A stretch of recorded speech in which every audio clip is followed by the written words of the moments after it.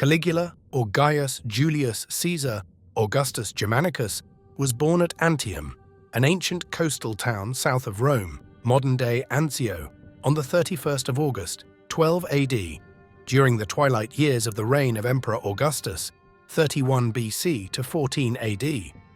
Caligula was named after Gaius Julius Caesar, the legendary general, politician, and dictator who reigned from 46 to 44 BC, but acquired the nickname Little Boots in childhood, a nickname he grew to despise. Ruling as Rome's emperor from 37 AD until his assassination in 41 AD, Caligula's was a relatively short reign, yet infamous for its cruelty, madness, self-indulgence, and sexual perversions, with far-reaching consequences.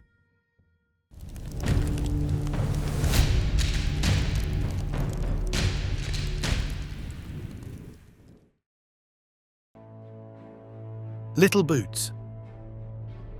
Gaius suffered a calamitous youth, most of which was spent navigating the tumultuous politics, scandals, and tyrannical characteristics of the dawn of the Julio-Claudian dynasty, a recognized period of time covering the beginning of the reign of Augustus in 31 BC to the death of Nero in 68 AD.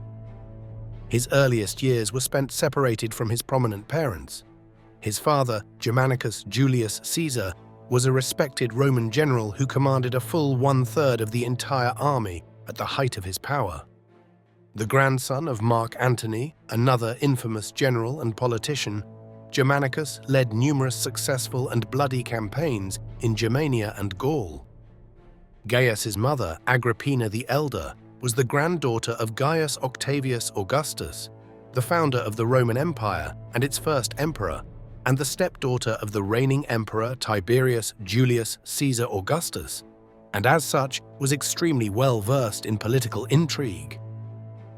Shortly after Gaius' birth, Germanicus returned to Germania on another campaign against one of the most stubborn enemies of Rome, and Agrippina left her son in Rome to join her husband in the field. Around the age of 2, he joined his parents in Germany and lived the next few years as something of a mascot to the army on campaign. It's easy to imagine that this period would have been tense for young Gaius, with the constant upheaval and traveling as part of an army on campaign, and despite the many successes of his father living in the dangerous environment that surrounded them. It was during this period that he earned his unique nickname. Agrippina favored dressing Gaius in a small soldier's uniform, complete with miniature boots, and this was an attire he was often seen in by the ever-present soldiers of his father's army. As such, they affectionately nicknamed him Little Boots, or Caligula in Latin. Aged only 7 in 19 AD, Caligula joined his parents in Syria, whilst Germanicus inspected the eastern provinces, and it is here that his father died under highly mysterious circumstances. The symptoms of his illness and the swiftness of his subsequent death fueled speculation of Germanicus having been poisoned. Germanicus was a popular general amongst the army, and many within the imperial court viewed him as a potential rival to the existing Emperor Tiberius. Whilst dying, the general lay the blame for his illness on Gnaeus Calpurnius Piso, the governor of Syria installed by Tiberius, with whom he had quarreled incessantly. Germanicus claimed that Piso's wife, Plancina, had poisoned him, perhaps even on the word of the emperor, yet Piso's timely suicide ahead of his prosecution before the Senate meant that the question of assassination was never answered. Roman biographer C. Suetonius Tranquillus wrote that the general suffered a long, drawn-out disease with bluish spots that covered the entire body and foaming at the mouth, which certainly sounds like symptoms of poisoning. However, this was never proven, and others contest he could have merely contracted a fatal illness in the unfamiliar Egyptian or Syrian climate. A death or two in the family. In the years following Germanicus's death, Agrippina was certainly not shy in expressing her belief that Tiberius had played a role in her husband's death and the political ambitions for both herself and her 9 children. Naturally, this drew the attention of the emperor, who considered her status and illustrious heritage, as well as the potential for succession of her sons, as a threat to his own power and security. As a consequence of this and the brutal ambition of Tiberius's power-hungry praetorian prefect, Lucius Aelius Sejanus, Agrippina and her eldest son, Nero, were exiled, her to the island of Pandateria and him to the Italian island of Pontaia. Agrippina's second son, Drusus, was also imprisoned and executed in Rome, as was Nero on Pontaia, and just 4 years later, Agrippina heartbreakingly starved herself to death in 33 AD. Caligula was sent to live with his great-grandmother, Livia, and later his great-uncle, the Emperor Tiberius, on the island of Capri. Caligula was certainly well aware that the emperor was responsible for the deaths of his mother and siblings, but had no choice but to quell his emotions in order to survive. It was whilst living with Tiberius, surrounded by his imperial court and its subterfuge of power, policy, and deceit, that Caligula was exposed to the political intrigue and strategy that consolidated the Roman Empire. From exile to emperor. Caligula's accession to emperor at the age of just 24 was largely achieved through his gaining of support from the Praetorian Guard, the Senate, and the Roman public. This was not particularly difficult, as Caligula's heritage was impressive.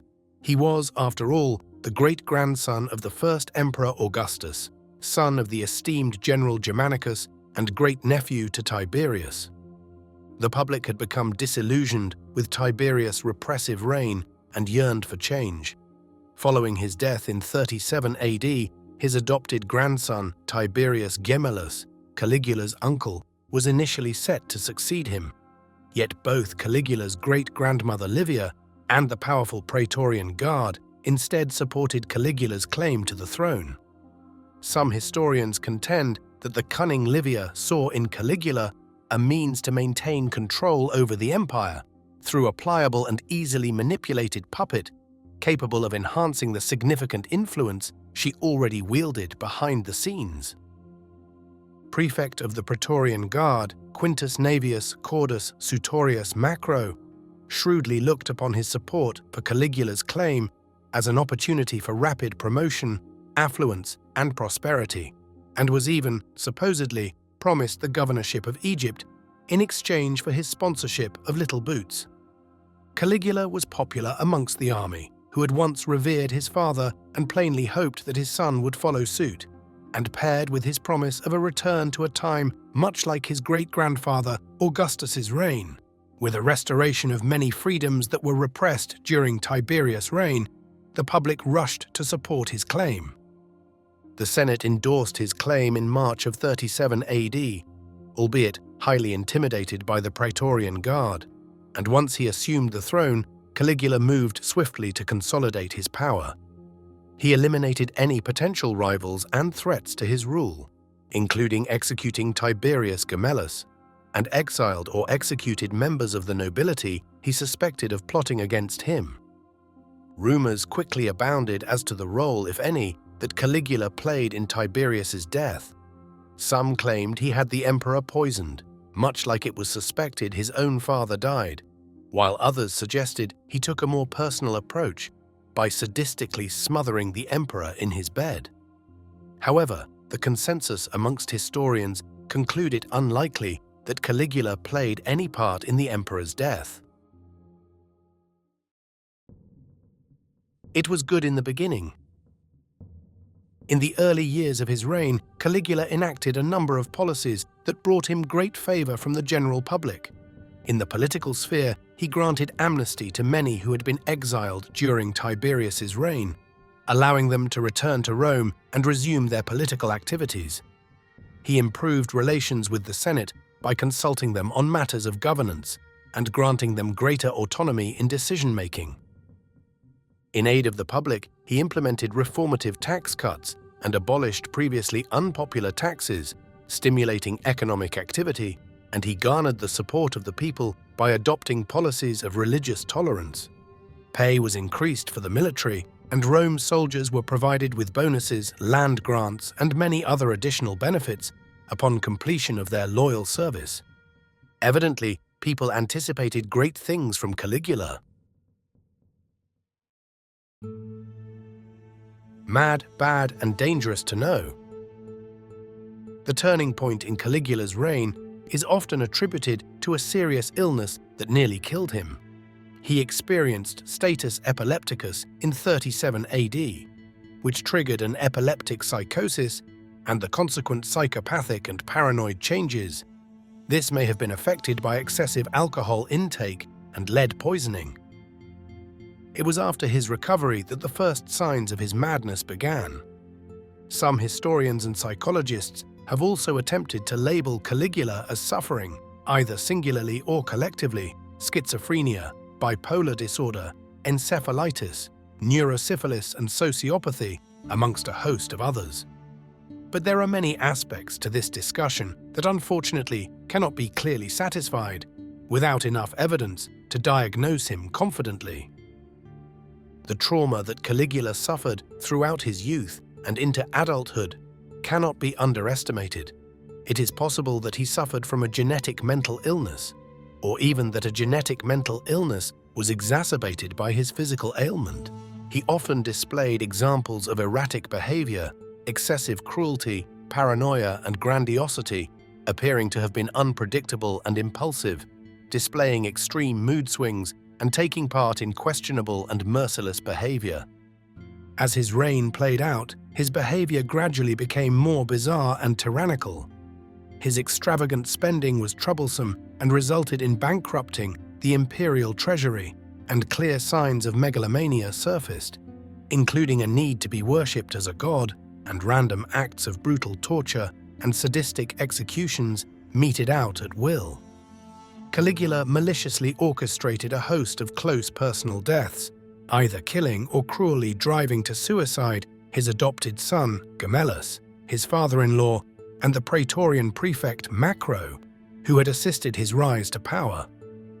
There was also evidence of incestuous relationships with his own sisters, Livilla and Drusilla, with whom he had a relationship of intense passion, and other perversities such as mass debauchery during lavish banquets, sadistic sexual tendencies, and openly flaunted promiscuity. Tranquillus, perhaps not jokingly, refers to Caligula's palace as a brothel. Britannia. One of the more notorious events from Caligula's short reign, that perhaps sums up perfectly the madness and unpredictability of his rule, is the aborted invasion of Britannia. After traveling through Gaul and Germania, Caligula headed for the British Isles. According to ancient sources, Caligula organized his force of 2 whole legions on the Channel, facing toward the southern coast of Britain aboard triremes, but then inexplicably turned back after traveling just a short distance. Naturally, there was much confusion among his soldiers who, after he returned to shore and ordered the trumpeter to sound the battle charge, were then ordered to gather seashells from the floor in their helmets and the folds of their clothes. The invasion force then returned to Rome to display the seashells for the Roman people. This bizarre order of events is contested amongst historians, with some outright denying their occurrence and others seeking logical explanations, such as a mock exercise or last-minute mutiny amongst his legions. Whatever the explanation, it was certainly in keeping with his previous peculiar manner.